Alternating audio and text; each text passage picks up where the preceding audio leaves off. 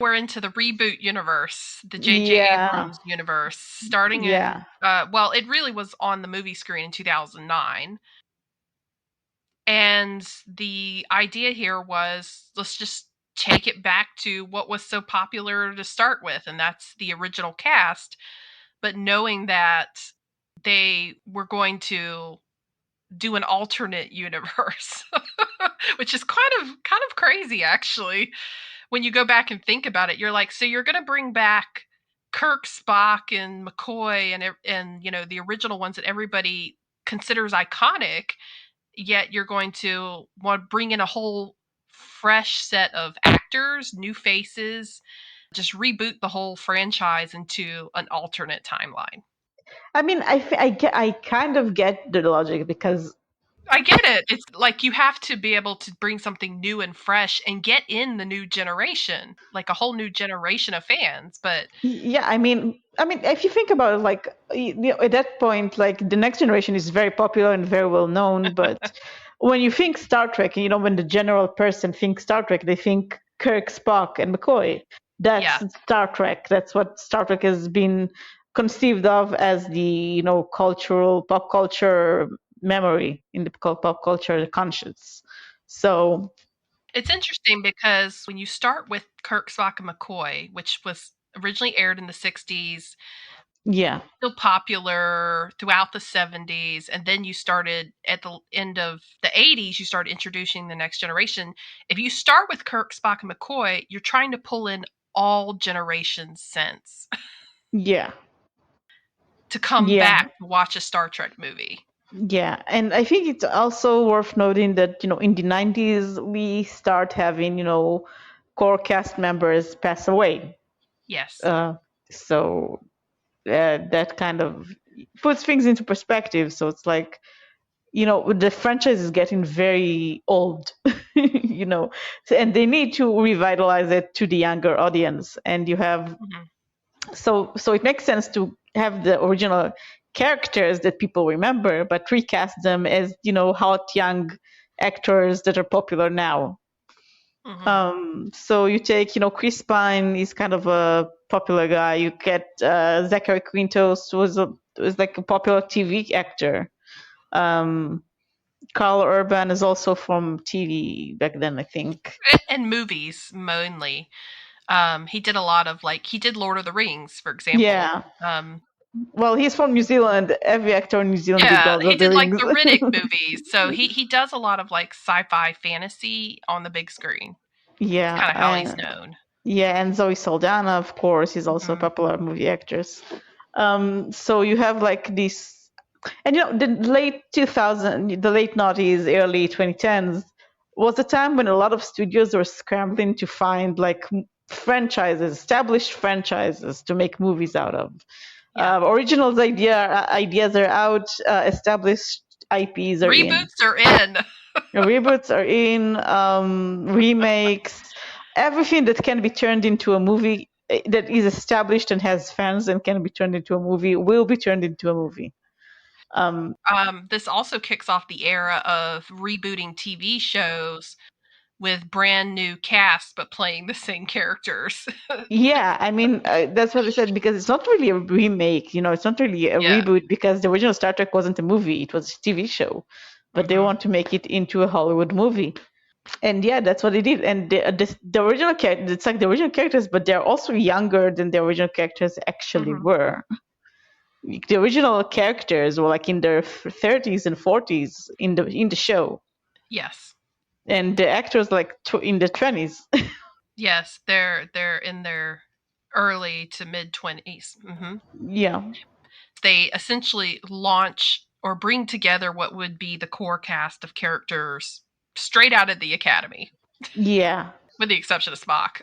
yeah, and it's also interesting because you have to like translate an episodic TV show into a Mhm. movie. And an episodic TV show that wasn't like very, save the world sort of action adventure show. It was more like an episodic, small localized stories with like, An exploration yeah, story. yeah, very old school stuff. And suddenly you want to make it like into a big bombastic, save the universe type of thing. Save the Federation. Yeah, Or save the universe. Yeah. yeah, And, that's what action movies did. yeah, They basically had high stakes. yeah. So they made a high stakes Star Trek movie. Yes, they did. They did. And reception was mixed among fans, but it brought in a lot of new fans. You can't It argue sure that it didn't. It very much revitalized the franchise. And a lot of new fans got exposed through the new movies to the old show. revitalized I'd say the franchise. It brought in new fans. It gave them like a new, I don't know, playground to think about with Star Trek. If you're starting over with an alternate timeline, anything goes. But then they didn't come out with another movie right away. Yeah. It was 3 years before they brought forward the second rebooted movie, and then another four before they went to. Well, I think 3 years was kind of it was kind of standard thing between movies. Like yeah, they didn't like they weren't immediately pushing for a sequel, but it happened like a very normal like interval. Considering production and having to add CG effects, which takes time. And also knowing that the cast was doing other things in the meantime. Yeah, that too. I mean, you had some of them join the MCU, and some of them go work on other projects. Yeah. But you can imagine, because you've solely put this new concept of the rebooted universe in the movies, it made fans realize they had to wait longer to get more content in that particular universe. Yeah. It seems like I can't go wait until the next season. I have to Yeah. wait 2 to 3 or 4 years for another movie and hope that they keep making them. But at the same time, this is when you get those fans, those new ones, going back watching the old stuff, right? Yeah. And I mean, we are talking about the early 2000s. The internet started becoming a thing in the 90s when it comes to Oh fandom. yeah. Yeah. So you start seeing like fan fiction archives on the internet in the 90s. And you had like the X-Files, as you said, and also like Xena the Warrior Princess, and Star Trek. Star Trek was a big thing back then. And you had forums. That was Yeah. huge in the internet, right? Forums, yeah, forums, archives, very early chats. Email chains and emails suddenly became a thing. It was easier to find fellow fans from all across the world, really, much easier than it used to be. And in the 2000s, there was like a boom. You finally had like websites dedicated to fandom activities. Yeah. When we hit 2009, by the time they're doing the new movie, basically, Yeah, blogging is a thing. blogging Journaling is a is a thing. thing. So Yeah, you have people now doing what we would consider today to be closer to social media, but you have individual fans having their own sites, and not like full websites that they run for a community, right? But then everybody's connected through a community yeah, among these blogs yeah, and following what other content everybody's putting out there about their fandom. yeah. It's the start right before Tumblr and uh, Twitter and Yeah, you I think know. I mean in 2009, I think Tumblr just kind of got its start. Like Mhm. it was like what, 2 years old, Yep. and you already had Archive of Our Own was up, Yep. and fanfiction.net obviously was already up, and LiveJournal was still going. It will. I think it already had. I can't remember what year was the big purge that everybody kind of fled from. I think 2012 maybe, Mhm. or maybe earlier. I can't remember. But yeah, by that point, fandom was a very established thing on the internet, and It was the place to go for fandom yeah, and it was interesting because outside of conventions. yeah, because it was like the original series. The original series had so much fan content that was like physical. Fan fiction was printed, the art was printed, the zines was actually printed. And if you went online to look for content about the original series, you wouldn't find a lot of it because most of it was physical. It was published in the era of the physical media. And when the new movies came by, even though Kirk and Spock was the main established pairing that started the whole slash fic Yeah. trend, you couldn't find a lot of content for it. And then the original series and the alternate original series movies came out, and suddenly it was all about Kirk and McCoy, and you couldn't find anything else but that everywhere. Yeah. It just, yeah. To your point, by now it's all digital content. It's very easy to access, easy to consume, and it's easy to share. It's easy to share. Yeah, but the Yeah. thing is, a lot of the old stuff was kind of getting lost. And so you had some people, I think, dedicated to efforts of like saving some of that content. But I Yeah. will say, probably a lot of like the old fanzines, some of the older stories and archives that eventually like sunsetted and no longer active sites on the web, like that stuff starts to get lost. Yeah. Even now, if we're looking at over a decade later from 2009, a lot of that 2009 content, if it's not kept up, is gone.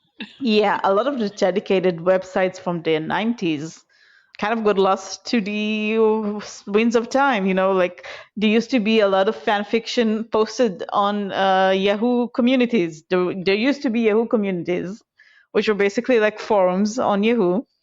And they went down something around like 2000 and I don't know, 15, something like that. Mm-hmm. And nothing about them remain. It's very, very hard to find content from when they were up. So yeah, a lot of things really got lost. They said it like when you post something on the internet, it can last forever, but it can also get lost very easily. Yeah. Yeah, in a sense, it is. Some of it is now inaccessible, and if you didn't have your own personal copy, oh well. Yeah. Like you said, the movies kind of revitalized the fandom. They did make 2 more movies after the 2009 movie. That's all we've had in the movies since Yeah. 2016. Yeah, I mean, but the movies were successful enough that, Yes, they were. in the mid 2010s, we had a different media landscape because we suddenly had streaming services. Yeah. Netflix came onto the scene in 2008 and Mm-hmm. became really, really popular in the 2010s. And it was everywhere. And then every media company basically said, we have to get in on it. We have to have our own streaming service. They all scrambled to lay the foundation for streaming services because it requires like actual preparation, but they all just kind of also needed, content for those streaming services. Obviously, once again, Paramount is trying to launch its own platform, and they need a flagship franchise, and they're kind of low on franchises. And then they remember, oh wait, we own Star Trek. Yeah. And in 2017, we get our first new Star Trek show in 15 years. Discovery. Star Trek Discovery. And And much it's like. only available on CBS All Access. Well, originally it was also available on Netflix. Yeah. But then, after the second season, it became only on CBS All Access in the US. Outside of the US, we still had it on Netflix. Lucky you. Yeah. But yeah, we have finally we have a new show, and like with the old show, the old guard did not receive it well. Because it wasn't the old show and it wasn't the old format, and it wasn't the costumes were too good and the effects were too good. Let's appreciate the good things about it. A lot more inclusivity. Yeah. We had, like you said, better effects, better visuals, and we had a format which, if you could wait after each episode aired, you could actually binge watch the whole season. Yeah. This concept of binging is now taking effect. Yeah. And I mean, but the bad part is that unlike the next generation, when fans are angry, they now have a lot more ways to vent Yeah. and make everybody else's make it everybody else's problem. You're right. They also have a lot more ways to communicate with like the actors and the production crew, which is something we didn't really have before. You know, up until the internet became like really, I think, up until social media became like a big thing.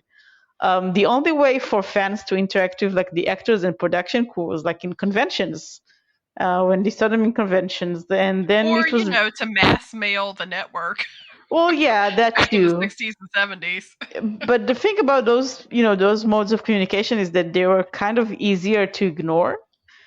Oh, yeah. Like you could like throw away the mail, and you could like get security to deal with fans who were rowdy in conventions. But you can't really do anything about fans who are just saying the most vile things on social media. Right, Um, because it's their own platform for their voice and you don't have control over it. exactly. Yeah. And yeah, and that got really annoying for a very long time. Now that we've had this sort of rebirth of the Star Trek franchise, we've got a new show that has all new characters, even though it is set again as like a prequel.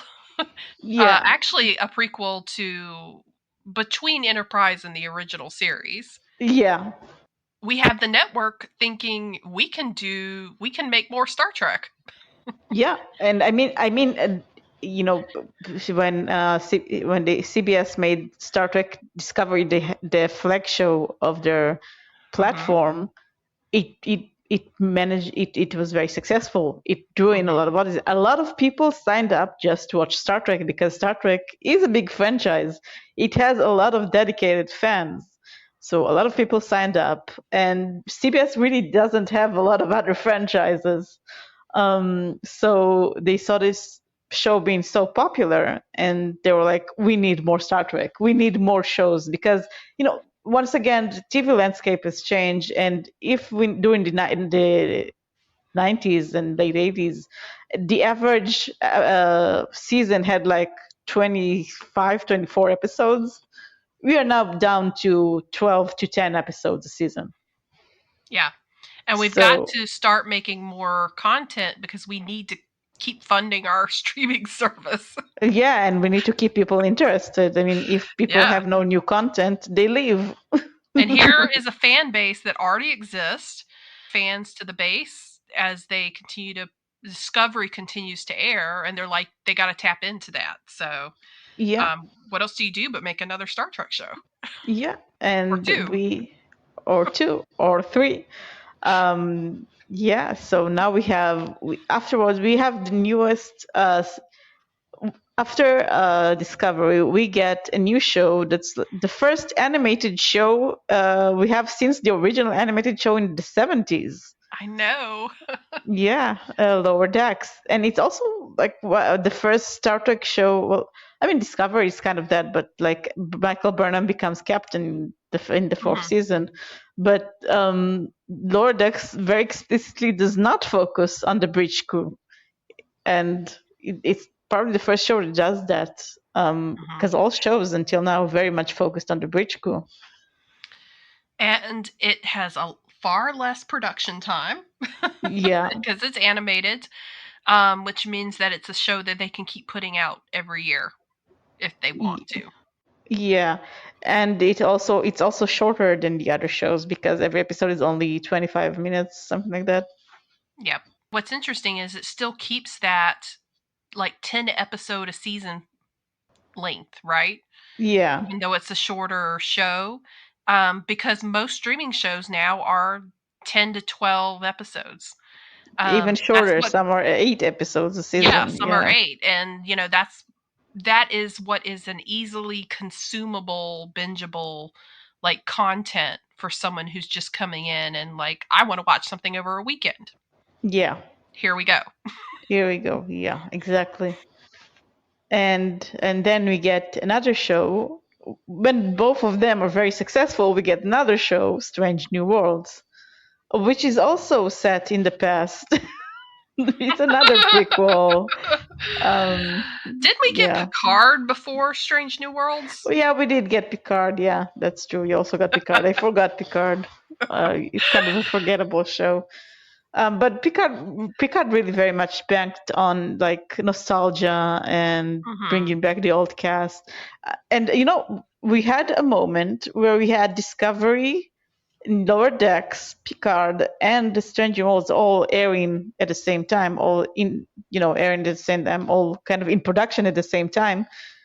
We had four different Star Trek show in production at the same time. We never had that. We never had that many Star Trek show together. Can you include Prodigy in that? Yeah, I think so. I think yeah, it was when the first season of Prodigy was kind of being made. Yeah, And just to be clear, Prodigy is a kids show. yeah. Which is Lower also Decks something we is never had. Which is also not. something we never had. Yeah, we've never had before. Is they went a full on like kids Star Trek show. Yeah, we really have more Star Trek shows now than we ever had before. We have the original one and Next Generation, Deep Space Hmm. Nine, Voyager, and Enterprise. Those are five, and we have five right now. Yeah, 5 ongoing Star Trek shows. Yeah, And they're covering different things, right? You have, well, Discovery's ending, or it already um ended. Yeah. it ended, right? But Discovery was a new cast, right? Well, Discovery started as a prequel, but yeah, it Yeah. moved on to the future, to a period we never covered before. Yeah, so mostly a new cast. I mean, it did introduce the returning character Spock as Yeah, played by a different actor. And then we got a true prequel to the original series. We got yeah, under Captain Pike, who captained the Enterprise before Kirk, again with the same returning actor for Spock. yeah, Like you said, we got a nostalgic, like, Next Generation continuation.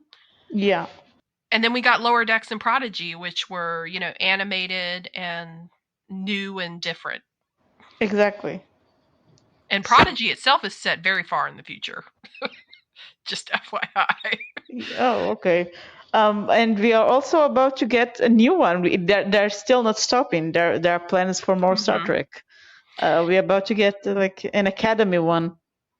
And they have filmed Section 31 movie. We just haven't had it released yet.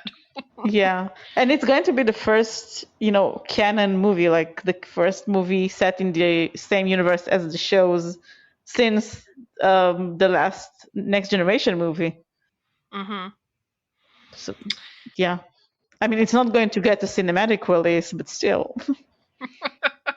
And as you said, we've continued to have some of the actors supporting the older shows um, have left us sadly. Yeah. Clearly, Paramount slash CBS is invested in making sure that, at least for this stretch, we have a lot more new content to enjoy. Yeah. I mean, sure, they kind of have to because it's literally their only franchise. Yeah. Yeah. So, in that regard, lucky us. Lucky us. One point of contention, within the last few years has been, why didn't we get another Reboot Universe movie? Yeah. Obviously, there's a lot of things have gone on, like, actors have other projects. They kept saying they were going to put another rebooted movie out, and they kept turning over the directors and the Yeah. producers. And we had a pandemic, which Yeah, also we took had it too. everybody out for production and for a while.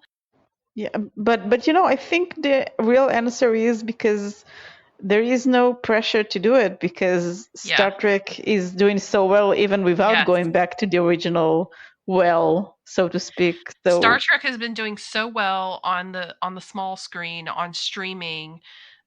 We have, all, like you said, these 5 new things going on at one time, that yeah, it's like, why you don't have to make a movie to make the big bucks to restart exactly. the franchise. A movie is a big investment these days. Like, Huge. yeah, a big blockbuster movie can cost, up to $200 Mhm. million. That's a lot. The shows aren't very cheap either, but the shows are still cheaper than that, I'm pretty sure. Yep. So as usual, I keep up with the rumors of the rebooted Yeah. movie. They still pretend like they're going to give us another one. But Yeah. obviously that cast is aging out, right? Yeah. And they know it. So I just saw an article the other day about CP, Chris Pine, saying that they don't intend to bring back AOS cast after a fourth movie. But I'm Hmm. like, we haven't even gotten a fourth movie, so who knows? That they could easily move on to rebooting another older generation of Star Trek. Well, I mean, yeah, there was a lot of talk about rebooting like the next generation in the Yeah. movies. But yeah, So I don't have a lot of hope. I mean, you're a really big fan of the alternate universe movies. Do you want another movie? yes, Yeah. automatically, yes, Yeah. that's a yes. To be fair, it is sad that we lost Anton. Like someone that we loved as part of the crew and the cast. But I think they did such a nice job with Beyond at introducing some some more characters that were new and different. It would be a shame if they didn't do one more. Give it another go. I mean, yes, but also because Beyond was the least profitable movie of all of them. It was the least profitable, but the best. It was the best, but studios care more about profit than quality. Yeah, surely they do. So, But so that didn't stop them from making all those TOS movies. well, yeah, but the way I see it, I think Think the, about the the fourth and studio. the fifth and the sixth TOS movie. I mean, the way I see it, the studio is going to look at how unprofitable Beyond was and be like, we need them to be more like the previous movies, not like this one. This one wasn't profitable, which is why I'm not very excited about another movie. Yeah. You're right. I mean, there is that dichotomy. It's like what the fans think is good versus what makes money, which is like an action blockbuster, which makes fans like cringe in their seats sometimes. Yeah. There's probably going to be a compromise somewhere along the way. I would love another movie with the AOS cast, but I think it's probably not going to happen. Yeah, I think at this point it's Considering taking they've too already much. like made a movie with Michelle Yeoh and just haven't put it out yet, I'm thinking they've already got other things on the slate that will get made into movies eventually. So, for example, the Starfleet Academy, right? Yeah. Um, Depending on how well it does, it could spin off movies. Yeah. I don't know if Discovery would spin off a movie. What are your thoughts on that? I don't think so. I don't think Yeah. so. I think if it hasn't happened so far, I mean, the Section 31 is kind of a spin-off of Discovery. It's based on a Yeah. character that was appeared in Discovery, so I think that's what you're going to see. But if you're asking if you're going to see like a cinematic movie based on any of the new shows, I'm going to say no. I don't see it happening. hmm And then Strange New Worlds, for example, is doing really well right now. Yeah. But its run is only, I don't know. I feel like its run is only going to be so many seasons. I think, well, seeing how they ended Discovery after the fifth season, and we know that the upcoming fifth season of Lord X is going to be the last one. I guess they're moving from a 7 season kind of show to a hmm 5 season kind of show. Yeah, a 5 season where you only have 10 episodes per season. Yeah, that's depressing. Yeah, that's definitely less content. But we are, like you said, we're getting more shows to kind of make up for it. Yeah.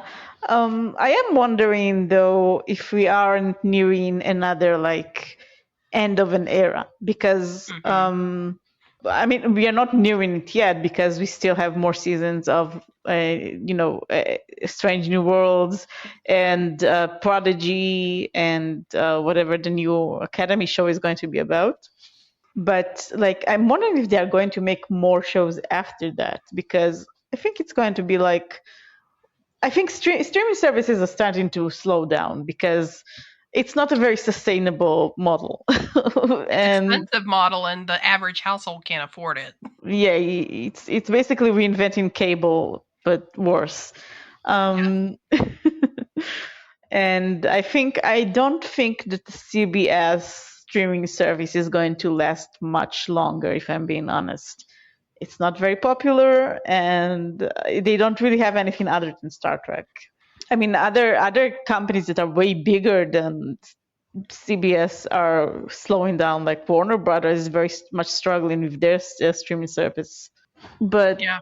yeah, so I am wondering if something happens to if CBS decides to just fold it and just kind of put their shows on Netflix back, are we still going to get as much Star Trek content? I mean, it's interesting because their app, Paramount Plus, right now has all their Star Trek content. It's where they still put their new shows, like the new episodes, go first. Yeah, But they are already licensing out a lot of that older Star Trek content, including like the movies and some of the older shows. That continues to be like fluctuating. yeah, Paramount Plus itself has never had good success with its own network, but at the same yeah, time, they are buoyed by the CBS shows, the Paramount movies that they have on there, and pretty much their competitors are doing the exact same thing. yeah, I think they'll try to hold out as long as the competitors can hold out. yeah. So, like you Obviously, said, it has to be a big shift in a new model. yeah, And then they'll all start switching over to the new model, whatever that might be. yeah. I think so too.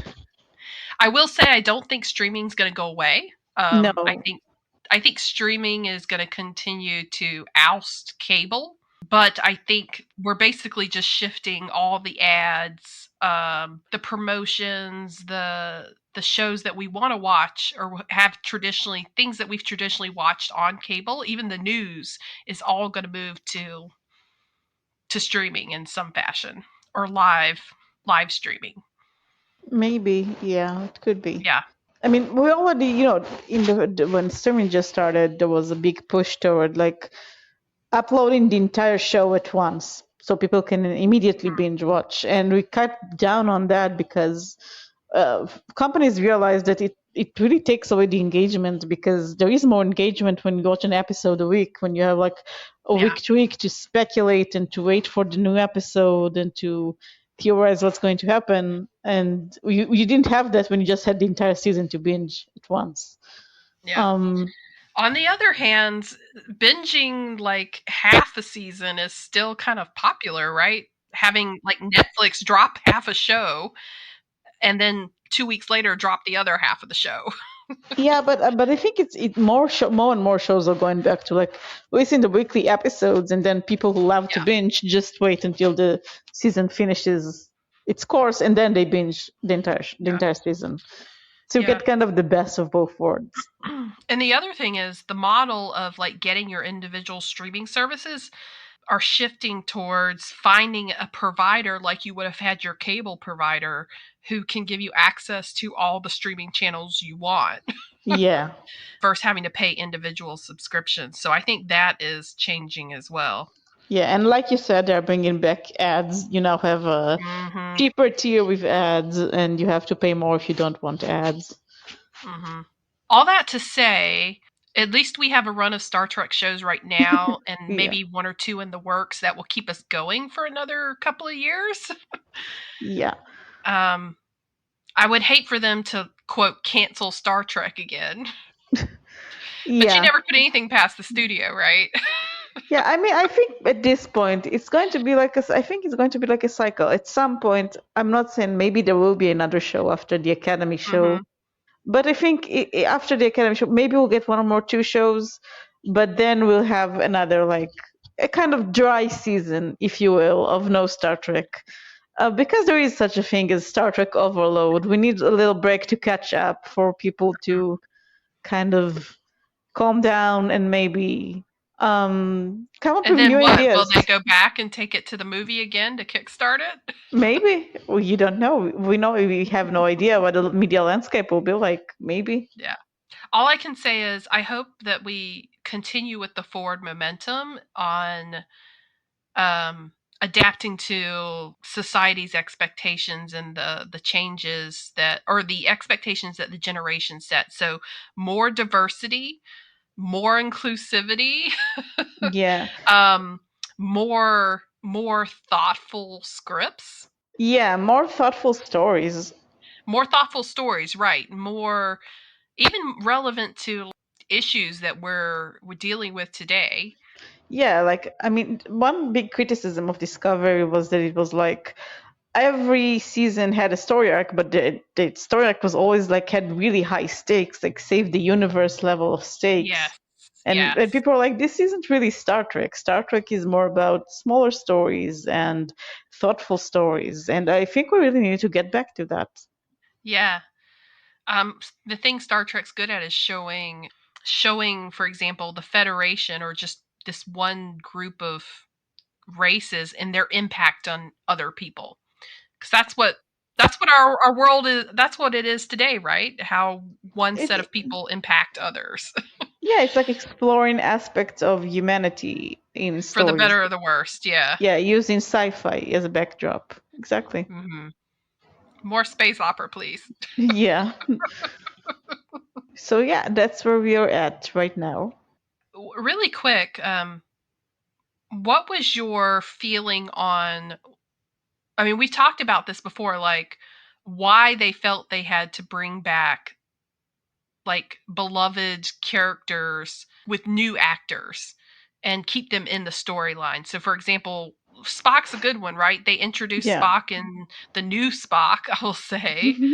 Discovery probably is a segue because they were planning to do Strange New Worlds, Yeah. where it would be about Spock and his captain before Kirk. Said they tried to do a whole nostalgia run with the next generation and just bringing back all these returning characters, give them one last go on the small screen. Yeah. How successful do you feel that's been? Well, I think, I mean, Picard wasn't very successful. I feel if Hmm. it was more successful, it probably would have had more seasons. By contrast, you think the new Spock is successful? I think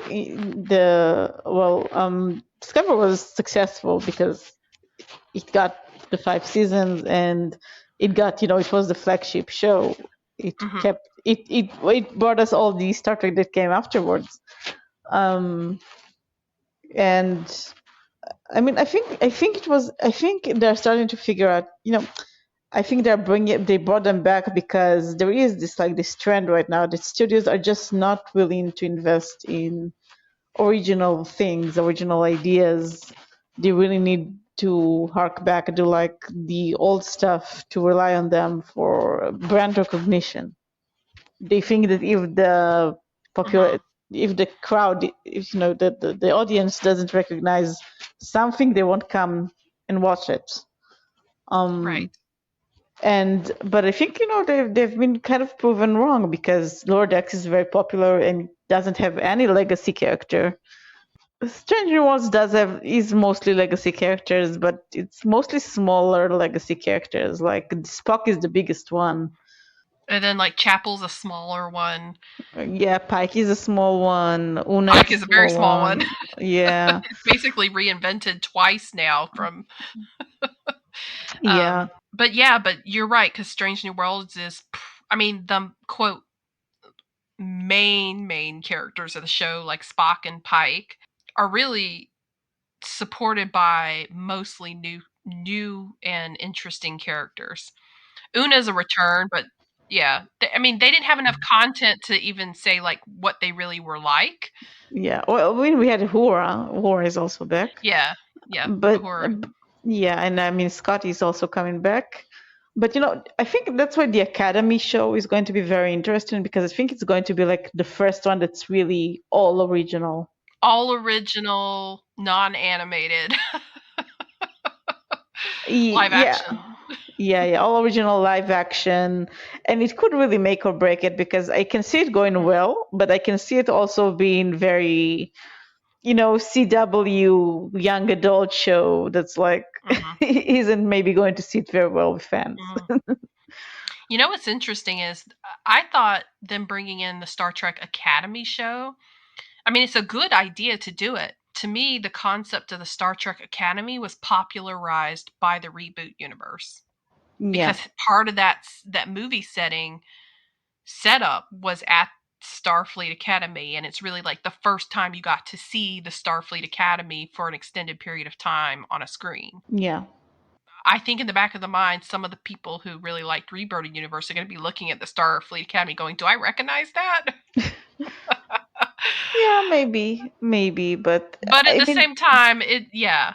I'm hoping for a whole new cast of characters. And yeah. do you make it more like Lower Decks? Do you have like just what cadets get up to in their assignments? Or do you do something like a Strange New Worlds or our traditional show where you have like a self-contained like episodic format? I don't think it's going to be episodic. I think we're past the episodic TV Yeah. stage. But I do think, I mean, I think what's going to make or break it is whether it has like good writing, basically. Is it going to Mhm. be like cheap drama, or is it going to be like actually a good show? We'll see. Well, I think that kind of wraps it up. This has been an interesting discussion. Obviously, Star Trek, the franchise itself, has come a long way, has notably lasted a long time, and all thanks to the fan base that has seen its value and continued to ask for more Star Trek and come to the table to watch more Star Trek Yeah, when we get it. I think it's a beautiful thing. yeah, I agree. To be part of the Star Trek fandom, it's something I think we should be proud of because we're obviously a long-lived fan Yeah, base. yeah, So that's all we had for the listeners today, talking about evolution of Star Trek, and we'll be back next time. yeah. See you then. Bye.